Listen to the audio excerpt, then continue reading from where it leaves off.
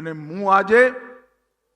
બનાસ જિલ્લાના આટલા બધા પશુપાલક ભાઈઓ બહેનોને વિશ્વાસ આપીને જાઉં છું કે 5 વર્ષની અંદર દૂધના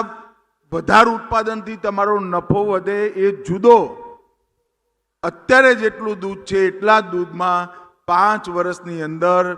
20%થી વધુ તમારી આવક આ સર્ક્યુલર ઇકોનોમીથી, ચક્રીય વ્યવસ્થાથી વધે એ પ્રકારનું ડિટેલ પ્લાનિંગ અમે કર્યું છે. અને આજે